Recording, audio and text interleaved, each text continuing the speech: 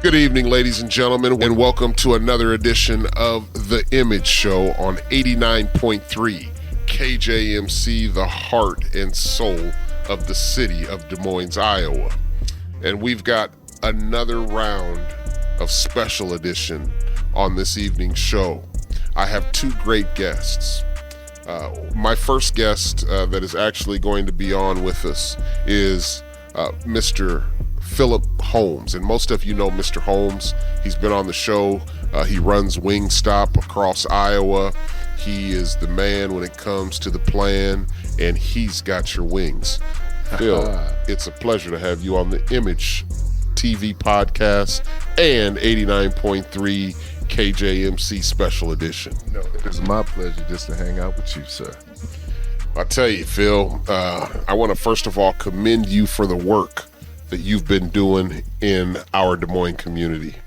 Every time I go into Wingstop, I see nothing but smiles. I see a lot of employees of all colors. I see a lot of African American, I see Caucasian, I see all nationalities in there. And I say, the first thing that I think about is management. And when it comes to management at Wingstop, we've got Phillip Holmes in the house. Tell us about it. I tell you what, it's all about the culture, plain and simple.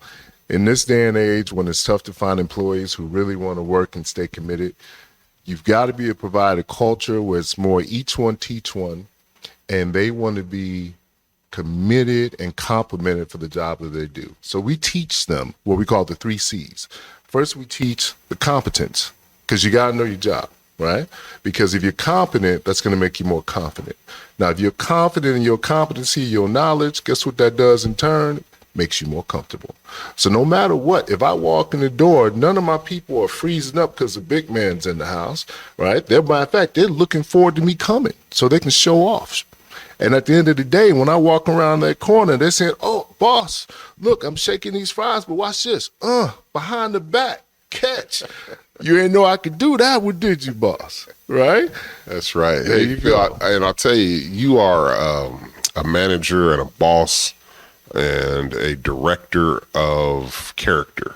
And what I mean by that is everyone would love to work for someone, a boss who has character. There's nothing more relieving from an employee than to work for someone who is more relaxed, who's more down to earth, yes. You know, who you can sit and talk and laugh and joke with, you can be serious with, and they can understand exactly where you're coming from. You have to be able to represent that, because in today's youth and today's world, they got to know that you're just like them. Plain and simple. I put my shoes, my pants on just like you.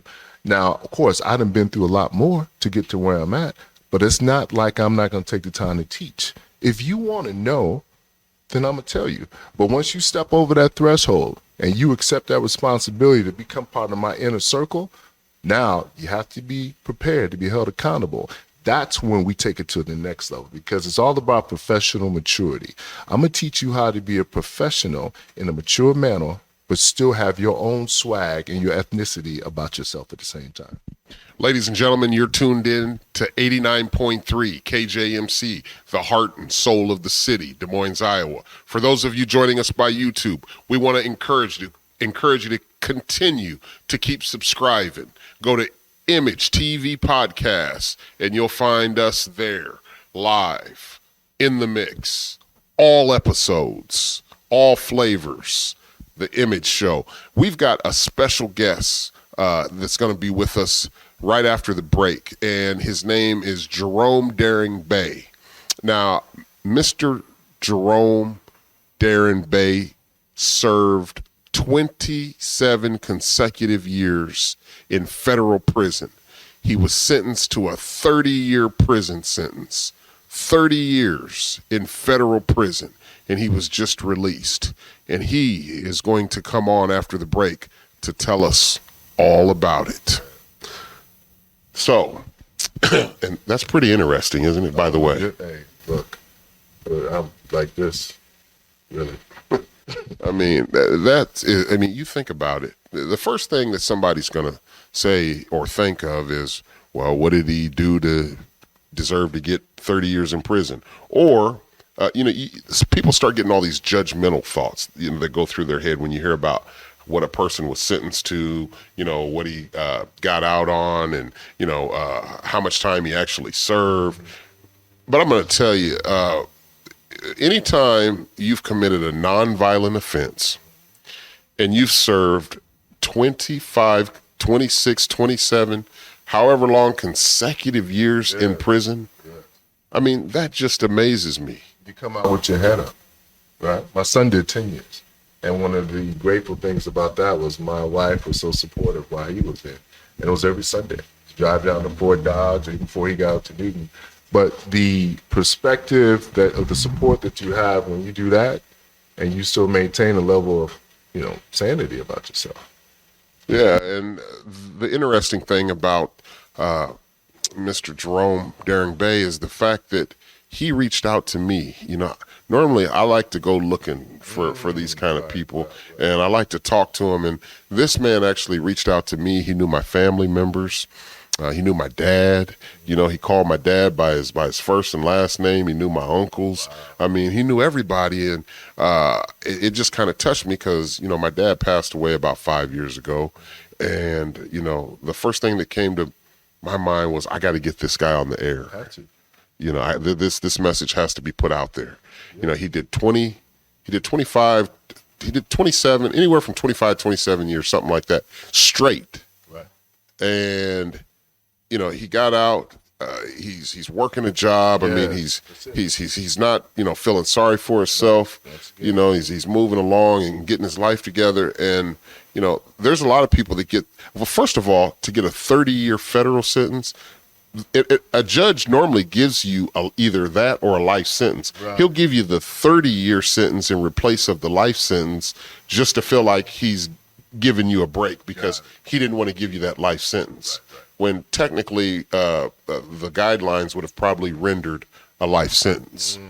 And so, for someone to actually go through all of that and do all that time and then get out for a nonviolent offense, I mean, I think that is just, I think it's unjust.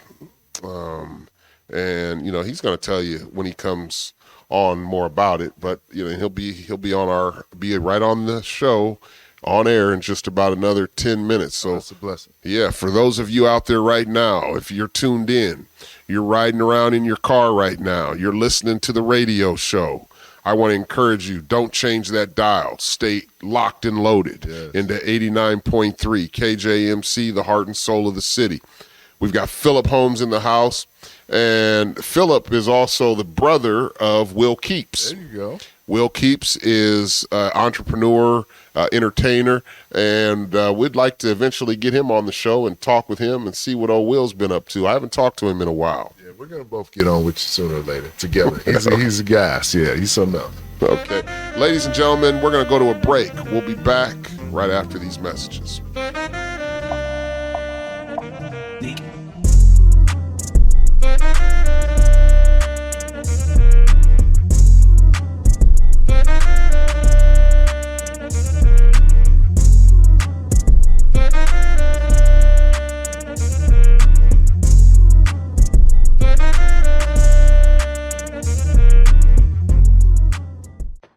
Big Rob, how you doing? Good to see you. Oh, I'm doing pretty good running the image program, staying on top of things. I see you got your wings. Is that the lemon pepper? No, that's the Louisiana rub. Oh, that's the rub. Look at you. Oh, man, I got to have Louisiana rub every time I go there. Lightly seasoned, extra crispy. It don't get no better. Ladies and gentlemen, this is the key. Come on down to Wingstop, Merle Road, the one on East 14th Street. Hey, we got a new one in Ankeny. Wingstop. You like that? Wingstop. No. Wingstop. Wingstop. No. Wingstop. We got your wings. You got it.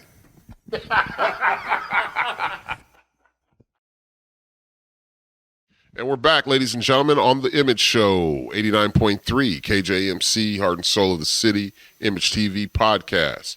And we've got Mr. Phillip Holmes in the house, and he brought us some Wingstop, too. Of course. Man, You can't be on the looks show. good. You gotta get your lemon pepper. Wow, you got a lot of drumettes in there, too. Just for you. Yeah, Louisiana rub. Man, I appreciate that. With the fresh vegetables. Yes, sir. Right? The celery Yes, and sir. the carrots and the Yes, homemade sir. ranch. Oh, man. You know? Come Boy, on. I'll tell you, I appreciate everything, Mr. Holmes.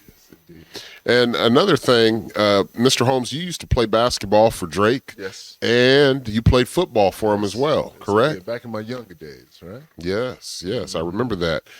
Now, tell me a little bit about the management here at Wingstop, because, you know, I know that there's a shortage for work, right, for workers. Yes.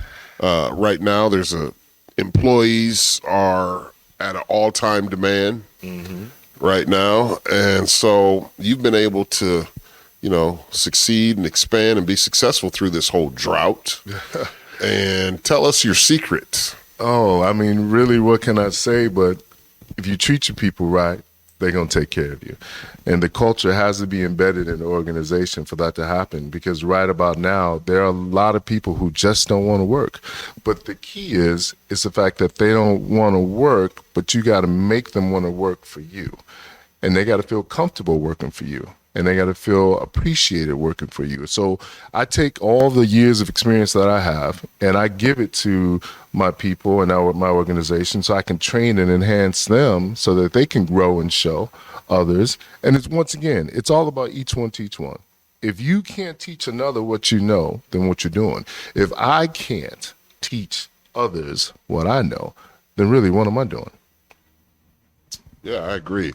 And as you know, as we talked about, I work at the Wilkie House now. And so, you know, we are going to start doing some more things there with the kids. And you're going to also help out there with making sure that these kids are able to get some Wingstop. We like to make sure that these kids are eating good food. I mean, you know, I like to eat a kid what I would feed my kids. That's right. You know, that's right. We got to give back, right? That's right. That's right.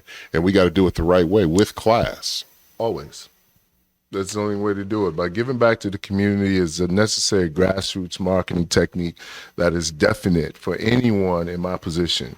Because if people don't know what you're all about, then they won't know you. And that's where I try to put myself in positions, joining you, taking care of the kids at the Wilkie House, and helping support at the same time and giving back the enrichment so that Wingstop isn't just Wingstop, but you know it as Wingstop.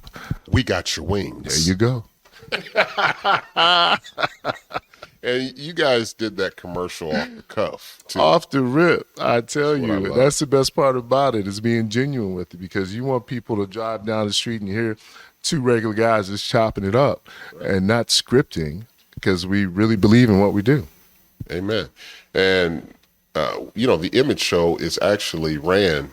That's the great thing that I like about this show is I started it doing it off the cuff. I know you do a great job. And let me tell you something. So, you know, Marvin and Deidre, they would always get on me about, you know, making sure I had stuff written out. They'd tell me a lot of times, no, we're not going to, you know, pay for this month because you don't have anything written out right. You don't even know who your next guest is going to be 2 weeks from now. Hey. You're just kind of going by the flow. Right. And it's just worked out so natural that way. Right. And every time I listen and I go back and I rehear it and listen, I said, hey, there's something that's real special about this.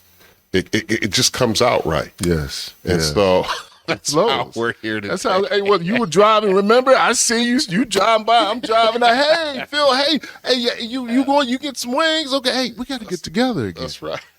We got to get together again, because that's what it's about. There's too much stuff scripted, you know. And I've always been the kind of person that likes reality. Yes. You know, I don't like to see fake and that's why I don't even watch a lot of TV, just because I already know, you know the outcome. Yeah, you already know the outcome, Right. and then you know that there's a camera behind it, and that there's some type of gimmick to try to make them feel whatever you're thinking, and however it's being written and wrote. And I like to cut right to the point, so that's why I like to watch a lot of basketball. I like to watch sports, because it's reality. Right. You know, It's right there. that's right, and it's real. That's why you need to pick up a wing right now and eat one. Oh You man, need to eat one on the show now. Come on. Eat one on the show? We need the live, instantaneous reaction. He done dipped it in the ranch, y'all. Look at him. Oh, snap. Okay, there we go. Now dip it back in the ranch. It's got to marinate. See, it's got to marinate. See, everyone, when you're eating the wings from Wingstop, you got your clean hand, which is your left hand, and your right hand, which is a dirty hand.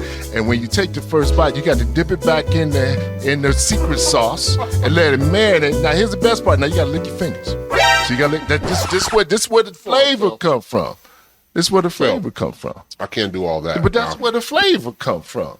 See? But I get you. You want me to keep dipping? Hey, if they did it on Iowa Live, I had them licking their fingers on live TV in the morning, man. Look, the man had ranch all on the bed and everything. Hey, no, boy. It's all about the fun. It's all about the representation. It's all about the brand awareness. We've been able to grow Wingstops from 2 stores 2.5 years ago to 6. 6 stores. The goal is 15. Who gets an opportunity to do that, right? To expand a brand that's Black owned, Black operated, a national brand franchise in a state that you just would not normally see that happen. So it's a great accomplishment. Yes, there's many challenges, but those are the challenges I wake up to every day, and really, really drive forward to make a difference. That's great. Is there anything that we need to know about Wingstop other than that the wings are delicious? 2 new stores, one in Cedar Rapids we acquired, and then we have another one in Coralville off of 2nd Avenue, and of course we have a new location in Ankeny, and then everyone's familiar with the one on East 14th and Merle Hay Road, and also the one in Ames, Iowa. Soon to be opening one in Davenport, soon to be coming to Waterloo, and a second one in Cedar Rapids and Cedar Falls. So as we continue to grow and show and represent the brand of Wingstop, We got your wings. he got it. Ladies and gentlemen, you're tuned into 89.3 KJMC's Heart and Soul of the City. And we've got Jerome Daring Bay getting ready to come up on the air with us. He's going to talk to us. Remember, Mr. Daring Bay was sentenced to 30 years in federal prison. He served his complete 30-year term and was released after serving about 27 years, I believe it was, consecutive. He's with us, and he's going to tell us his story. He's going to tell us about the prison system when COVID hit, and right before he got out, COVID, I believe, had just hit, and he's going to tell us about that.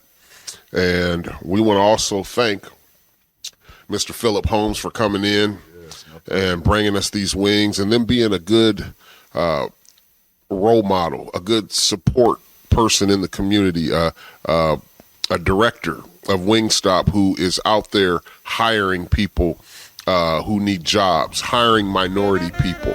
He's not just talking about it, he's actually doing it, ladies and gentlemen.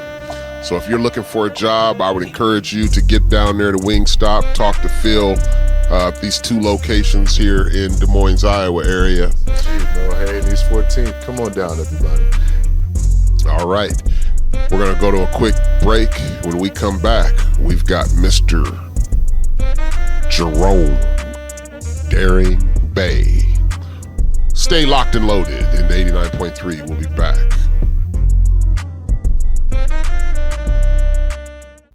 The Wilkie House is a nonprofit organization that has been a pillar of Des Moines' Black community for over 104 years. The Wilkie House's mission has evolved over the decades, and the current mission is to develop character and esteem in young people through the promotion of academics, social skill building, recreation, and health. It is the ultimate vision of the Wilkie House to assist young people in reaching their highest potential. The Wilkie House operates an after-school and summer program that serves up to 70 youth in kindergarten through 8th grade. This program not only enriches the lives of those youth, but also supports working families by providing critical child care. Sign your child up online at wilkiehouse.org. If you would like to join the Wilkie House team, they are looking for 2 AmeriCorps class assistants. You can find the position description on Indeed.com. The Wilkie House family believes that it takes a village to raise a child, and today they are inviting you to become a part of that village. You can make a donation at wilkiehouse.org or by mailing a check. You can also support Wilkie House operations by renting the Wilkie House gym for your next baby shower or birthday party. Follow the Wilkie House on Facebook, where you will find their Amazon wish list of supplies and equipment, wilkiehouse.org, just above the donation button. Thank you for your support. Now, I'll tell you, ladies and gentlemen, I definitely support the Wilkie House because I know that they are doing a lot in the community. And we're back, ladies and gentlemen, on the I.M.A.G.E show, 89.3 KJMC. Heart and soul of the city, and we had Mr. Phillip Holmes in the house with Wingstop. Phil's been doing such a great job. We still got these wings up here, but we've got a very special guest. He's very special to me. That is on our show right now. His name is Jerome Daring Bay. And Jerome Daring Bay, man, it is a pleasure to have you on this show with us. Welcome to the I.M.A.G.E show. I appreciate that. Likewise, feelings mutual. Now, we've got some things to cover here tonight because, first of all, I think that your story is very interesting. I think that it's compelling, and I think it's also interesting about this COVID-19 and how inmates are being treated currently right now in prison inside the institution. I mean, you know, there's a lot of us that don't get to hear about these types of stories and from people that were actually there and witnessed it firsthand. So, but before we even get into that, I wanted to talk to you about your time, your story, how much time you spent in prison, and just give us the full rundown. Okay, I'm glad you asked that question. Excuse me. And by the way, don't hold back no punches. That's not my intent at all. With that being said, I got indicted in 1994 in the Northern District of Iowa, which is Cedar Rapids, Waterloo, that particular area up around that part of the state. And I got indicted under federal statutes, which are 21 U.S.C. 841A1, which is a drug statute that the United States Attorney offices usually file in federal cases for cocaine distribution, crack cocaine distribution, heroin, methamphetamines, fentanyl, those type of drugs there. Back in the 90s, when I got indicted on this particular case, it was a war declared on drugs, specifically, crack cocaine.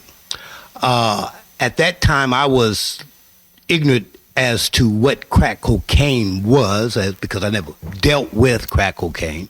I used cocaine as a youngster, but crack cocaine was a name that was created through the media and people that were out there dealing drugs in the communities where they rocked up dope and allegedly made it 100 times more pure than cocaine hydrochloride. So as I'm going through indictment and preparing for entering a guilty plea or going to trial, I asked my then court-appointed attorney what was the most time that I could possibly get in prison. And he told me, at the most, you're going to get 30 years in prison. Under the statutory provisions in which I was indicted under, I faced initially 5 years to 40. Once the government seen that I was going to go to jury trial, they filed prior conviction enhancements against me, which allowed them to increase the minimum mandatory sentence that I faced. So it would jump from 5 years to 10 years, and the maximum was life. So my first intent was to enter into a guilty plea, but the guilty plea that they brought me was 17 years with cooperation. So I had to exclude the cooperation part and decided to go to trial. There was no way that I could cooperate with the federal government for 17 years in prison and go up into a prison being somebody that informed on other people. So that was kind of against my principle. I'm from the the old school. So if you gotta if you do the crime, you got to do the time. And at that time, I was involved in cocaine. My issue was crack cocaine. I didn't deal with crack cocaine. I never sold crack cocaine. I never used crack cocaine. So my defense was I had no problem with taking a case for cocaine, which would have allowed me to get lesser time in prison, 10 years at the most, instead of the crack cocaine. At that time, a lot of African Americans throughout the United States didn't really understand what crack cocaine was. We were told at that particular point in time through legislation, through Congress, that crack cocaine was, as it was written into the law books, sodium bicarbonate and hydrochloride, which is just plain cocaine. So it took sodium bicarbonate to make crack cocaine, and allegedly it made it 100 times more pure than cocaine. At that time, being ignorant of the law and ignorant of science, we didn't understand, me and a lot of other people that got caught up in this craze, we didn't understand that cocaine, when it's prepared and shipped to this country, is 98%. Anything that you put an additive to dilutes that product. When you go through the congressional record during that time as lobbyists and legislators and lawmakers and everybody that was getting in on the act, was putting these bills forward to increase the punishment for the crack cocaine craze, knew that they didn't have any support, evidence, scientifically or materially, to support the 100-to-1 ratio. But everybody had been hoodwinked due to the media and legislation and the fact that it was causing so much strife in African American communities that they wanted to get rid of that scourge. So all the myth and deceptions that went behind the creation of the crack cocaine laws was in fact a myth. And I mean, this is documented. Plenty of books have been written about it. Plenty of TV programs have been discussed about it. And I'm saying all this so that you understand how and the reason why so many people got caught up in going to federal prison behind the crack cocaine law. So as I alluded to, there was never no scientific evidence. If you go back and check the congressional record, when the law was created and then enacted, clearly the experts that they had in there clearly did not support the 100-to-1 ratio based upon the fact that there was no scientific evidence to support that. This is written into law books, and it's written into the chemistry books. Now, I say that from this perspective. I want to lend a little support to what I'm saying. When methamphetamine became a craze in the United States, people were buying over-the-counter drugs to improve the quality of methamphetamine. So the government stepped in and restricted the sales of these additives for methamphetamine. At the time of the crack cocaine laws, the government never stepped into Armour Hammer Bacon soda company or any other company that made baking soda and restricted the sales of baking soda. You can buy a box of baking soda for $1. Now, but this additive was alleged to have made crack cocaine 100 times more pure, but there was never no restrictions put on baking soda.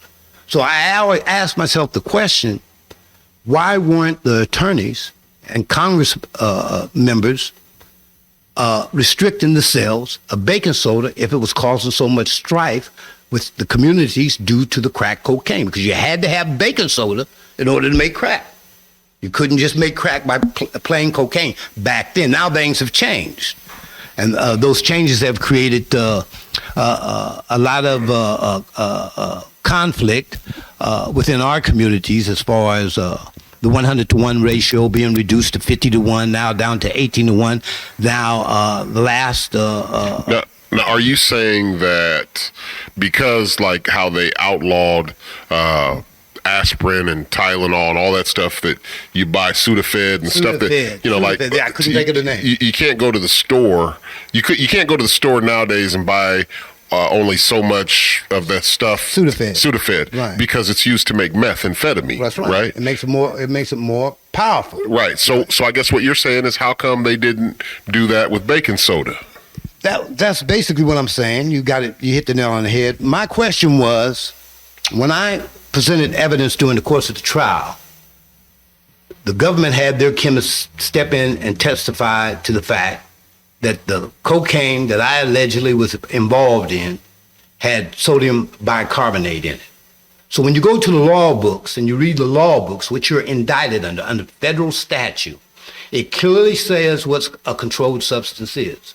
So if the substance didn't have sodium bicarbonate in it, the most you can be indicted for and punished for was the cocaine, which is a cocaine base.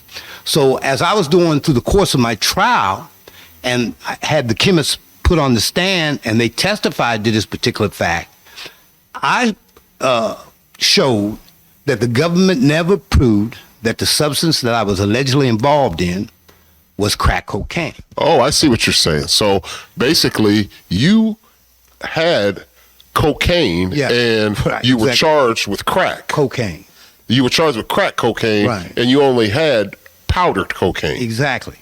But the fact remains is, as you're putting forth these type of defenses, and like I said, I had no problem with a cocaine indictment because I was guilty of that. But I had a powdered cocaine. That's you were right, guilty, cocaine. Not crack. Okay, they're distinguished in and of themselves. Sure, I get you. The distinction is the time. yeah, you're right about that too. That's the distinction. And that's the reason why I went to jury trial, for the simple reason, had they allowed me to plead guilty to the crime that I allegedly committed, which was cocaine distribution, I had no problem taking that time. And at the most, it would have been 120 months, 10 years in federal prison. But instead, as they was doing all African Americans during that period of time, the federal government, was it was charging everybody with cocaine base. And this is, again, all that preamble I gave you about the distinction between the drugs leads to this point. And that point is, when you read the law books, which a lot of African Americans don't read, a lot of people in general don't read law books until they find themselves in the position I found myself in most of my adult life. And that is, when you read the book, the law books, the word that they utilize in the law books is cocaine base. You'll never find the word crack in there. You'll never find rock in there. You'll never find these words identified in the law book. So they use the word cocaine base. So if in fact that word comes back in a case involving an African American or an Hispanic in the middle 80s, early 90s, you got charged and convicted of crack cocaine. But cocaine base attributed to any other nationality of people was always considered to be cocaine. And that's the reason why the disparity in the practice of federal sentencing became such a hot button issue in the middle 90s and the late 90s. And that's when most of our African American representatives and churches and family members and stuff started standing up, asking the question, why were African Americans being fundamentally treated differently than any other nationality of people when it comes to drug distribution? And like you alluded to in the preamble, as far as the introduction was concerned, cocaine distribution, any drug distribution in the United States as it stands today is a non-violent offense. So a lot of people ask the question, why are you sentencing people to 30 years or life imprisonment for a non-violent offense? And, you know, as, you know, another radio personality demonstrated today as I was listening to that particular show was whenever it involves an African American face, they always put a different twist to our culpability in criminality. And it's just like when a tragedy takes place with a mass shooting. And I want to use this as an example. When a mass shooting takes place, the first thing they want to do is try to tie the perpetrator to a criminal background. But most of the mass shootings in the United States that have taken place have always involved a person who hasn't any criminal background whatsoever, and is usually a European, which I use that word instead of using the word white. Nationality purposes. Hold on, let me just back up for a minute here. Now people are listening to your story. Okay, we want to hear about this because it sounds to me like you were actually treated very unfairly in the fact that you were actually guilty of powdered cocaine. However, you were convicted under crack cocaine, which gave you an extensive, even more amount of time. From that perspective, you're absolutely right. But I don't want to sound like woe is me. That's not the intent. Well, no, that's not the way. That's not the way you're delivering it, because you're actually teaching us. And that's my whole intent and purpose, is to give forth some information related to how laws are created, our insufficiency of knowledge to the application and enforcement of the laws that put us in such a position that creates so much inequality throughout that whole process. And you got to remember where we're at. We're in Iowa. So, as you pointed out about the unfair treatment comes into play with 3% of the people that are indicted in the federal courts. And I say that because the 3% are the people that go to trial. They exercise their constitutional rights. One of the things that I did when I got back out here, even when I was in prison, when I got back out here in so-called free society, is I would ask, young brothers or older brothers and sisters that I knew, I would ask them what certain constitutional rights they had. I would say, well, what is your First Amendment right? What is your Fifth Amendment right? What is your Sixth Amendment right? And very few, if any, could ever tell me what their constitutional rights were. Now, when I was going to school, you learned about the Constitution and the Bill of Rights and the things of that nature. So you knew what those rights were. And those rights are important if you're out there in so-called free society, driving a car, or you live in a house, going to church, or going into a courtroom. You need to know what your rights are. We as a people have a tendency to depend on lawyers, and that's another story for another day. But it all ties. Go ahead. No, go ahead. I was just going to say it all ties in together, and so that's the reason why how we describe the situations that occurs in our life, and most of my life has been constrained by the state or federal government due to criminal conduct, as they say. Sure. Let me ask you something. When you knew that you had first got sentenced after you'd been convicted, did you know how much time you was going to get? I knew how much time I was going to get before I went to trial. That's the reason why I went to trial. I knew that the most I could get was 30 years. So I had to make a conscious choice, and that conscious choice was either take 17 years and cooperate with the federal government, or go to jury trial and get this 30 years. At that time, I was 39 years old. I'm 66 today. I said to myself, if I can do the 30. Yeah, as much as it hurt me to say that, I said, I can do the 30. All I got to do is live through the prison sentence. That's all I had to do, was live through it. And tell us, how was it living through that prison sentence? Well, you earlier on, you alluded to the COVID-19 pandemic. And I was in prison when COVID hit. And I'm going to give you an example. I was in a federal prison up in Milan, Michigan. I had been to this prison twice. One of the most deplorable federal institutions that you could ever be in. For some people, they would probably like it because of the security level. I didn't like it due to the living conditions and the fact that the inequality, the institutional racism that exists at that particular institution was just unbearable. but you had to deal with that more than you had to deal with anything. Most prison, when I first went into federal prison, the federal prison system had maybe 5-10% African Americans in it. In 1994, the African Americans population raised drastically. Most of these prisons are situated in rural communities. So you have a lot of people from those communities working in the prison. Unfortunately, the mentality and the mindset is different because you got a lot of city African Americans that are coming to these rural communities, and they're being ran by people who don't look like them. And so they're not really getting the necessary assistance that they need as far as vocational training, educational training, spiritual training, the re-entry apparatuses that they proclaim that are in place. They're not there. What they're dealing with is a mindset that does everything in their power to maintain a job security for the individuals that are working within these institutions. So when I go into Milan, Michigan, COVID hit, we were in a staging area preparing for release. As we're in the staging area, we were locked in cells. This is a minimum security institution where the doors are not supposed to be locked. All European officers are working the unit. They lock us in our cells because of COVID. Every other facility at that particular institution, their cell houses or units were not locked.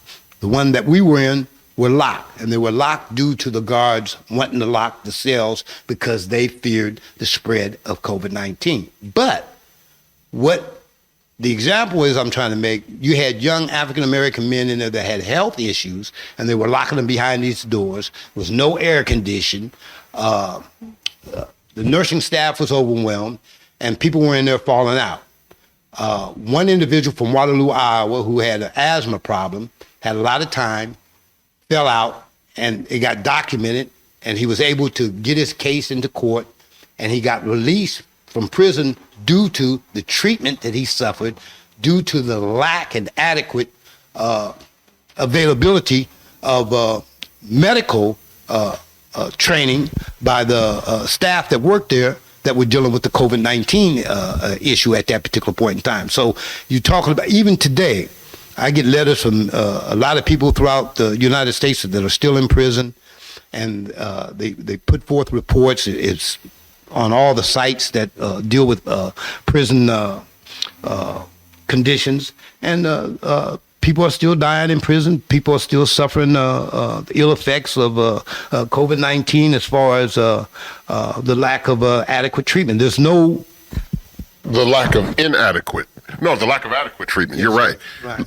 We are just about out of time. We got to go to a quick break. Yes, sir. And when we come back, we're going to finish up this story. And we also are going to talk a little bit more about how that... now, you're telling us about these COVID-19 violations and issues that have been going on in the prison system. That's on your way out. That's on my way out, right. I want to talk also about some of those earlier times when you had just, after you had just been convicted and when you had just got to prison, knowing that you had that long of a road ahead, kind of how that played out, in your mind, what you were thinking, what kind of things were going on through your head, the experience. We're going to talk about that when we come back. Ladies and gentlemen, don't touch that dial. We'll be back. You're locked and loaded into nothing but love on The Image Show. Hello, ladies and gentlemen, this is Bobby Pate, and I'm inviting you to tune into my show every Tuesday night at 6 p.m. It's The Image Show on 89.3 KJMC, Des Moines, Iowa's heart and soul of the city. And we're back on The Image Show, ladies and gentlemen, with Mr. Jerome Daring Bay. And Jerome, I'll tell you that this story, this whole show has been very exciting. This stuff that you've been talking about. I want to hear a little bit more about yourself from a personal perspective. When you first got to prison, knowing that you just got sentenced to 30 years, what went through your head? I mean, how were you able to get through those first few days, few months, few years? Well, I had a time to prepare myself mentally for a long stint in prison. I did 2.5 years in the county jail prior to going to prison, preparing for my trial. So during the course of that time, I knew that once I was to be found guilty, that any life beyond a prison wall would become non-existent to me. So I had to start steeling myself, preparing myself to deal with prison life. So once I got sentenced and convicted to 30 years, I went to a USP, United States Penitentiary, for a nonviolent offense, and because of the amount of time I had. So and that experience for me, starting at a very young age, going into the penitentiaries, were very eye-opening. They were eye-opening from the perspective that, you're dealing with a mentality of human being that, are not all animals. So, I never looked at it from that perspective. You had some really good men in there that, were committed to, changing their life, putting themselves in a position to where they could help others, learning how they got there, what they could do to get out of prison. So I basically focused on, I knew that the sentence that I had got was unfair. So I had to keep my rights alive. So that was another decision I made as part of making the decision to go into trial, so that I could spend time understanding how I got in the situation I got through the application of the law. Now, I engaged in a lot of classes as far as legal research. I got into a lot of different vocations.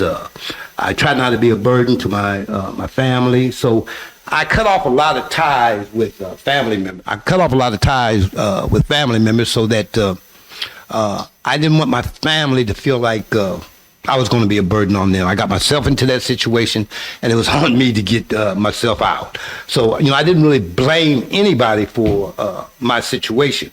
But other than, just dealing with the different geographical locations, because when you go into federal prison, you're dealing with everybody from the United States. You're not in Fort Madison, Iowa. You're not in Anamosa. You're not in Newton. You're not there with your homies.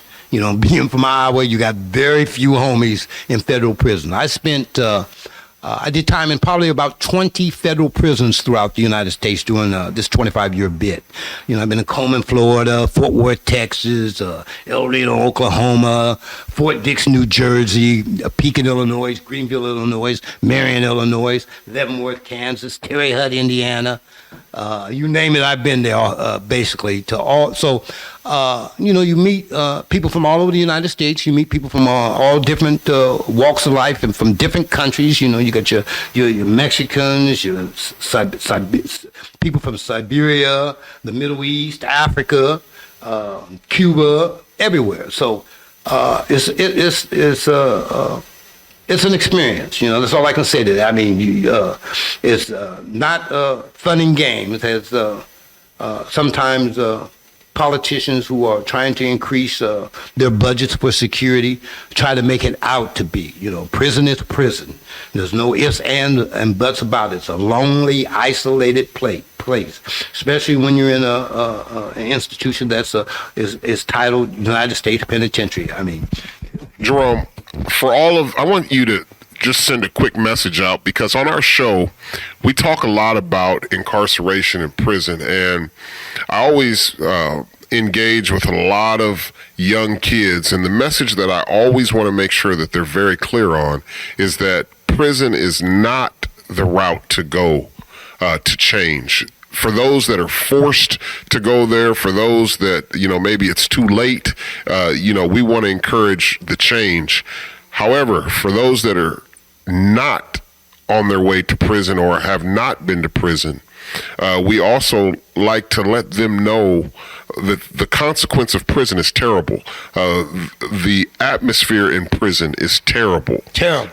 and go, tell us about that. Okay, and I'm glad that you said that. And the little that I know about the Image show and the fine things that I've been hearing about you personally, you know, like I said, you come from a good pedigree. You come from good stock, and I honor you for that. And that's why I'm putting that shout out right there. But with that being said, based upon the things that I've heard you say over your show and some of the guests that you have on, right now there's a problem with these youngsters out here pulling them pistols and taking lives. And I mean, you know, you're throwing your life away. You know, you're throwing your life away, because if you get caught and you go to prison, I'm telling you, you know, you're going to get 25, 50 years of life in prison.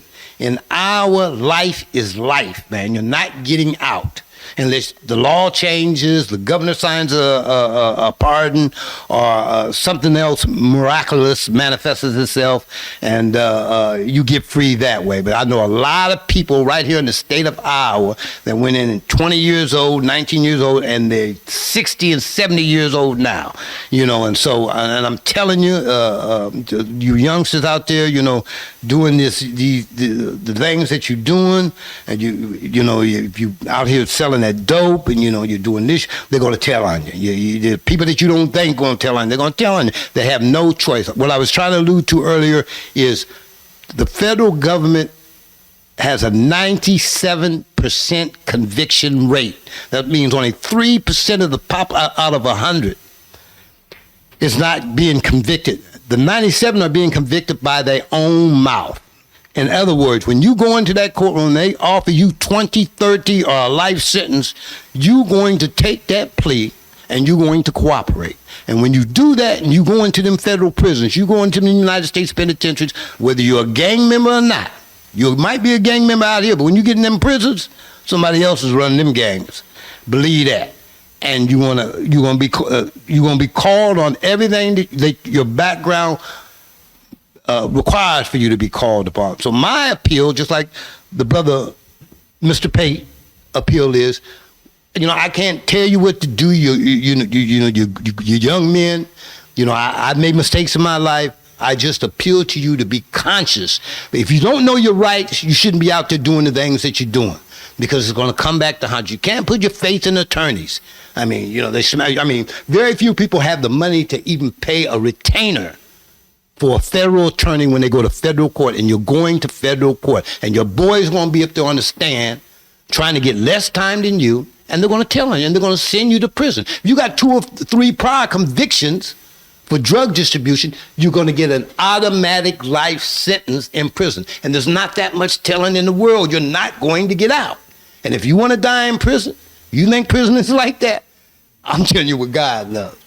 Prison is not like that. It's a very hard, lonely, isolated place, especially if you're doing upwards to 30 years for a crime that's nonviolent. But that's how they're punishing you for those drugs. Fentanyl right now is taking off. Them pistols, that pistol play is taking off. And the feds are stepping in. People are tired of it. I wish I'd have listened back then when I was a lot younger. But, you know, again, being young and stupid, you know, we make our mistakes. I'm appealing to you today, the youth of this city, especially those who were born and raised here. Man, think about the things that you're doing. You do not want to spend the rest of your life in prison. And these people here in Iowa will put you in prison for the rest of your life. Des Moines, Iowa, you're hearing it raw and uncut on the Image Show, 89.3 KJMC. And we've got Mr. Bay in the house. And I'll tell you, Jerome, first of all, I want to commend you for being a strong-minded man and being able to make it out of the trenches. You said you did 25 years straight? Yes, sir. 25 years consecutively. Wow. I mean, that's more than double what I did. And I'm telling you, I really can't say that. I can't even say that I feel you, because to do 25 years, I mean, to come out here, back in Des Moines, in your own hometown, and look at the streets and the cars and the houses and see all the change that's taking place, and see how the faces and everybody's gotten so much older, and the people that have passed away, there's trauma that comes with that. Man, a lot of trauma. I mean, when I went in, they didn't have cell phones. So I come out here and this technology has me totally distorted. Thank God that, I have good people around me. I got a good support system.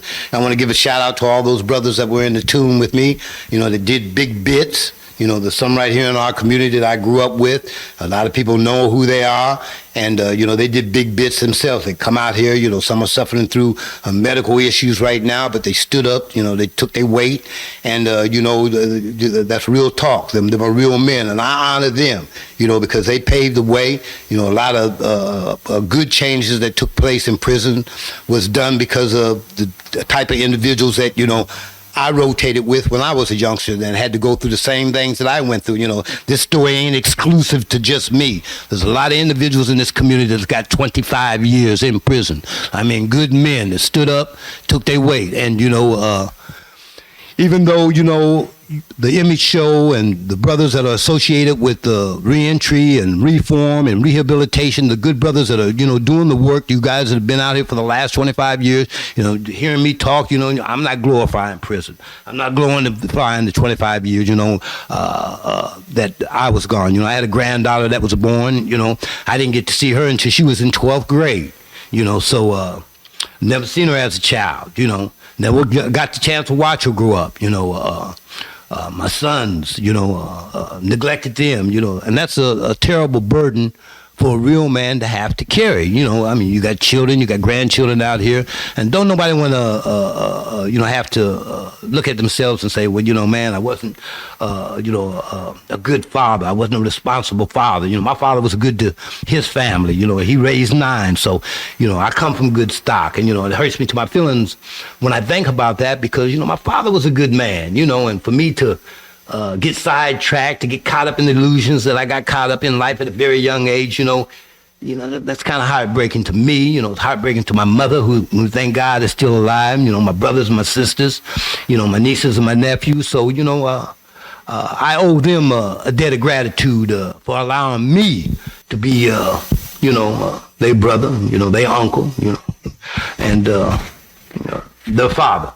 And so, again, I'm going to give you big ups, Mr. Payton, big honor for allowing me to come up here and give you a wide-ranging view of a story that I would like to be able to condense one day and tell it in part and parcel, because it's very important that the information in which we lack in as a people is not being consumed day in and day out. Again, we have to teach our people to understand the things that are going on in a society.